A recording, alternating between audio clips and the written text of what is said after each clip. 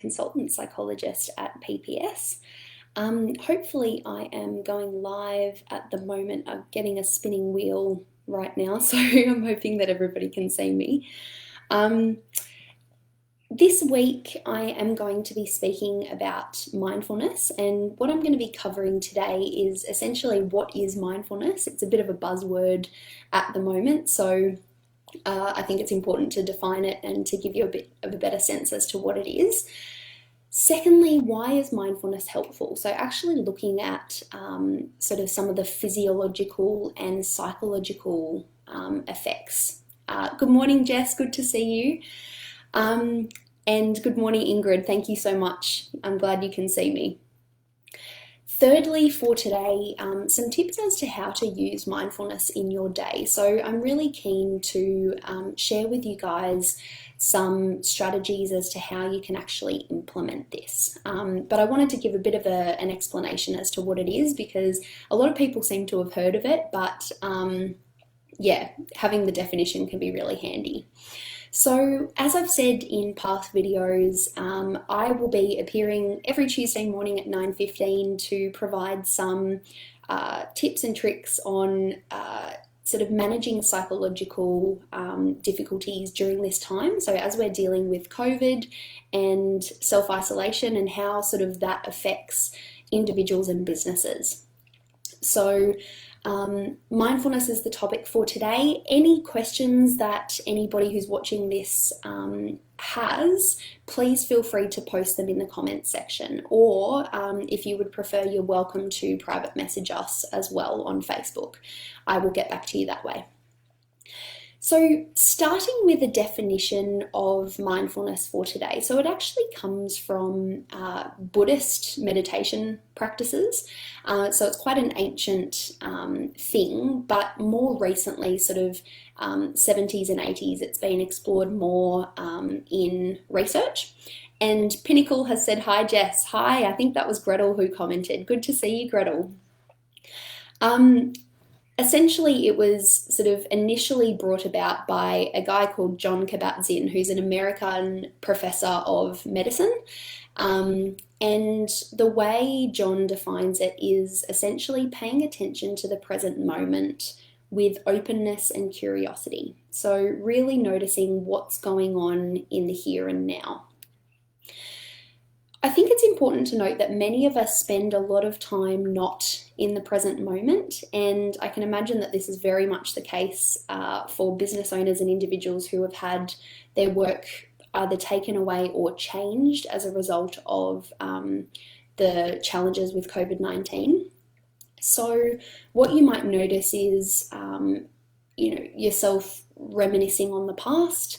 So for example, when you were back working or doing business as you used to, or you might find yourself worrying about the future a lot. So how your work or business is going to survive what's going on. In both of these scenarios, as you'll notice, we're being taken out of the present moment, and often without realizing it. So we might find that our sort of minds are just drifting a lot of the time, and you might notice yourself operating on autopilot throughout the day. But the difficulty is we can experience heightened stress as a result of this. So you might be thinking, okay, what are the signs of stress that I might notice in my body? Well, there are several. So tension headaches, lack of sleep. So you might really notice yourself having a hard time trying to get to sleep or waking up in the night.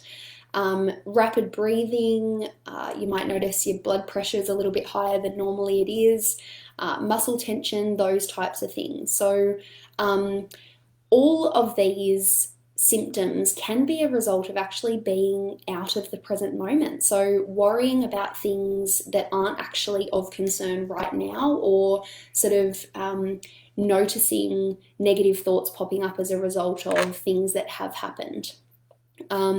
So basically, yeah, we can experience stress as a result of things that aren't actually happening right now and imagined scenarios. And I think I've said in one of my previous videos that sometimes reminiscing and thinking about the past or sort of thinking forward to the future can be really handy in the sense that you can think back to, okay, how have I survived challenging situations before, or how am I going to navigate this situation, for example, with my work or with my business in future. Good morning, Naomi. Good to see you. Those sorts of thoughts can be really handy, but when they're associated with heightened stress, they become less helpful because it really can take a toll on the body over time, and you might notice yourself sort of getting chronically stressed. Another element of mindfulness that I think is really important to draw attention to is noticing all of your thoughts, emotions, physical sensations, and things that are going on around you in an accepting and non-judgmental way. So, for example, many of us are actually taught that emotions like fear, anxiety, anger, guilt, jealousy, all of these things are negative or, bad or wrong in some way. And in reality, each of these emotions are part of the normal human experience. So we're all going to experience these at some point in our lives. But we do live in a world that teaches us that those things are bad and that they shouldn't be experienced, which means that we all get sent a message that if we're not happy, somehow we're not doing the right thing. And this is kind of illustrated in a lot of the bits of entertainment that we have access to. So, for example, Netflix, everybody is binge watching shows and sort of the idea is, keep doing this and you'll be happy. But the difficulty is that really takes us out of noticing a lot of other thoughts and emotions that are present for us. And it can mean that we really place judgment on ourselves when we're not feeling good, which, as I said, is part of the normal human experience, but it's just something that we get taught is not okay. So as a result of that, we tend to place more judgment on other emotions like anger, stress, fear, all of those things. And we actually cause ourselves even more stress because of that, more so than if we just accept them for what they are. So reminding yourselves that mindfulness is noticing all of these experiences, all of these internal and external experiences in a non-judgmental way. So mindfulness teaches us to do this. Whether the thoughts or emotions, experiences are positive, negative, or neutral, just noticing when they arise and looking at them with curiosity rather than judgment. So hopefully that gives you all a bit of a sense of what mindfulness is and sort of explains, what it involves in practice.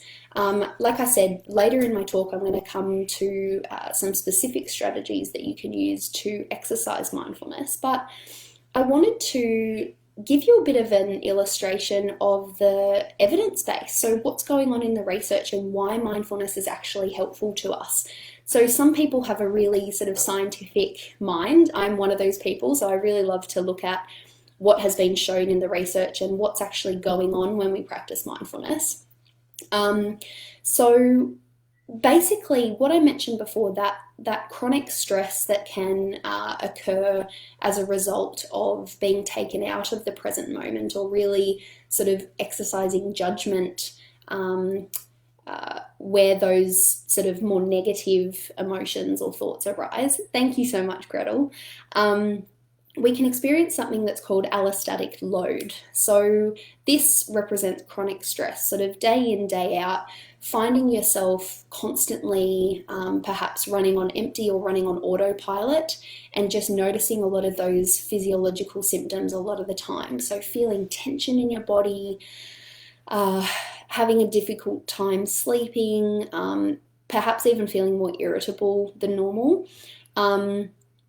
And again, during these times with the situation with COVID, it is understandable that that stress is a little bit heightened, but there are things that we can do about it, and mindfulness is one of those things.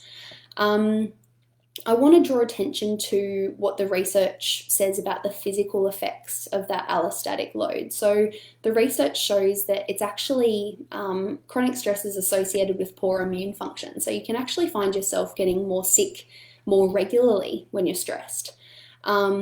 It has metabolic effects in our bodies, thins our bones. It even goes all the way down to our DNA. So research that's come out recently has looked at how our actual DNA changes as a result of chronic stress or this allostatic load that I mentioned. So we are actually aging more quickly by placing judgment on these negative emotions, by not being in the present moment, and noticing all of those things that are occurring in the here and now. So I think that's really important to emphasize. Psychological effects are also present. So there are actual sort of neuro psychological studies that have looked at how it affects the brain, chronic stress. So cortisol, which is a stress chemical, is heightened in the brain. That can affect the hippocampus, which is responsible for all of our learning and memory. So you can imagine the effects there that chronic stress can have on your ability to learn and actually remember things, which is important in business, as we know. I've mentioned in a number of our talks, I love talking about this, the prefrontal cortex, the front part of the brain. That's where all of our sort of critical thinking, problem solving, working memory occurs. So again, you're probably less able to operate to the best of your ability in your business if you are under chronic stress. When we practice mindfulness, so what the research tells us about practicing mindfulness is that it actually engages the attention center of our brain. And this is pretty, when you think about what mindfulness is, this makes a lot of sense because we're paying attention. We're paying attention to our experiences in the present moment. And this can reduce the negative effects that I experienced, that I mentioned before, on the body and on the mind. Things like boost your immune system. There's less stress on your body and on your heart. You've got less cortisol, so less stress hormone running through your system. Your DNA is not going to be affected nearly as much, and you might notice yourself getting better sleep, not worrying as much, those types of things. So there's really good science behind mindfulness, and I think this is possibly why it's a bit of a buzzword at the moment. But I thought it was, potentially helpful to you all to actually see what the research tells us about mindfulness. Which brings me to how to actually do it. So there are a number of ways to practice mindfulness, and just reminding you all of what the definition is. It's essentially spending time in the present moment, paying attention with openness, curiosity, and without judgment. So no judgment for any of the thoughts or emotions that pop up, whether they are positive, negative, or neutral. One exercise that you can do to help with this is actually a physical one, and it is incredibly simple, which is fantastic. So you're focusing purely on your breath. And given that I can't see anybody who's watching this, I won't sort of do the exercise as I might in a session with one of my clients, but I'm just going to explain what you need to do. So I would say set a timer for 5 minutes or something on your mobile phone. Give yourself that time to actually do the exercise and to focus. Make sure that you're sitting or lying in a comfortable position, and just draw your attention to the support that you are receiving for your body. So whether it's the back of the chair, the bottom of the chair, or the support of a bed underneath you, just notice that support and that your body is being held up in that moment. And then sort of focusing on the ins and outs of your breath. So noticing the sensations in your body as your lungs fill with air, and then the sensations as you breathe out all of that air. And what I would say is see if you can get in as much oxygen as you can into your lungs and breathe out as much carbon dioxide as you can out of them. And just notice how your breath might change over the 5 minutes that you're doing this exercise. Really practicing not extending any judgment to that. So if your breath quickens, if your breath slows down, whatever is happening, just noticing it and almost commenting on it as if you were standing outside of yourself. So, okay, yep, I'm just noticing now that my breath is quickening a little bit. Or I'm noticing now that I'm taking in a little bit more air than I am breathing out. And that's okay. Isn't that interesting? Again, it's that curiosity element. Again, feeling the support of your body from the chair or the bed that you're lying on, or even the floor. Spend 5 minutes doing that and see how you feel at the end of that time. So that's one exercise, really, really simple, but a physiological focus.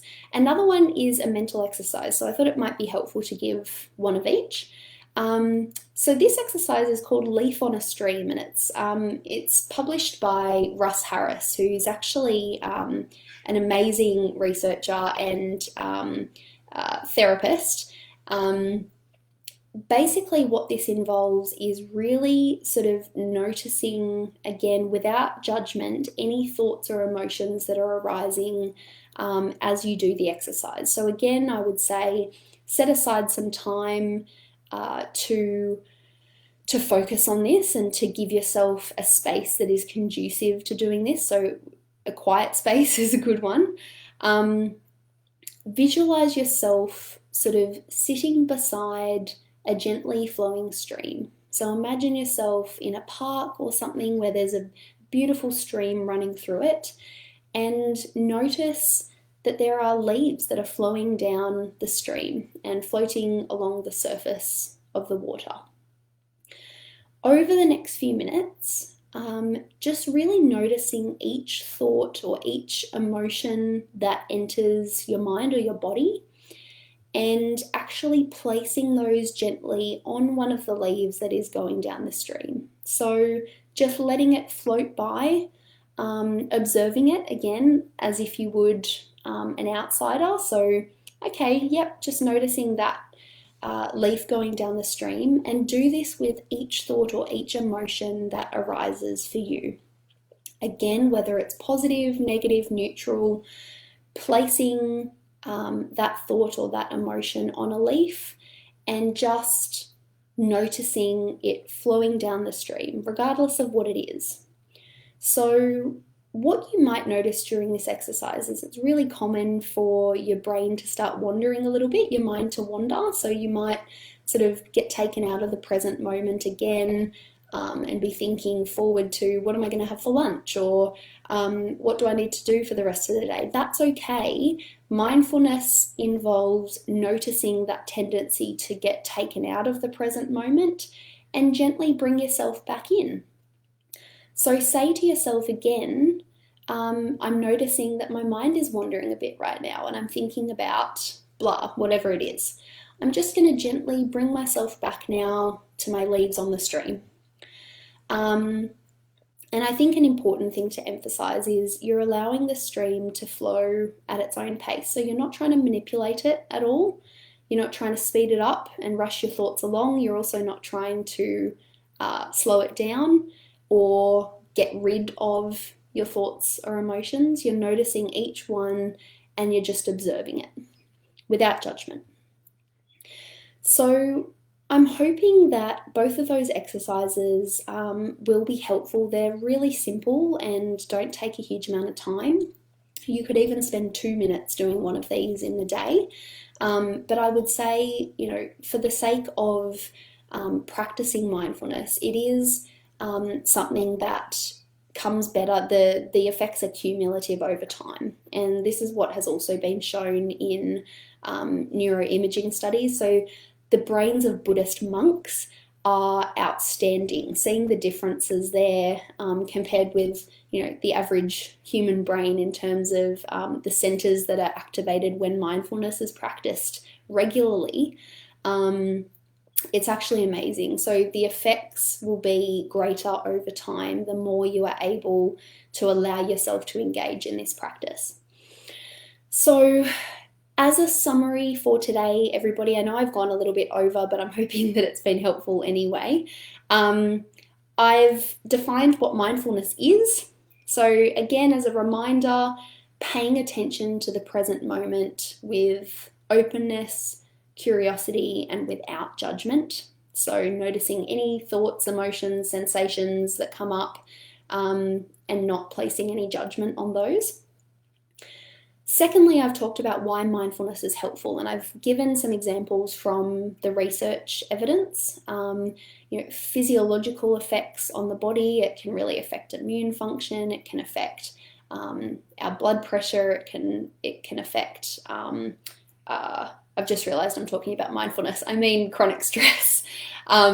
Can affect all of these things, but mindfulness can also have the positive effects on all of those areas, as well as positive psychological effects. So reducing cortisol, the stress hormone, and sort of allowing us to sort of really be present, which is great. And third of all, some tips as to how to use mindfulness in your day. So I've talked about a physiological strategy, which is focusing on your breath, and a mental strategy, which is the leaf on the stream exercise from Russ Harris. So I hope that's been helpful to everybody today, and if you are going into a busy day of business or planning, I hope that you can spend some time today to really engage with a mindfulness strategy, and perhaps even book it into your diary as a regular thing to practice, because as I said, the effects are cumulative over time.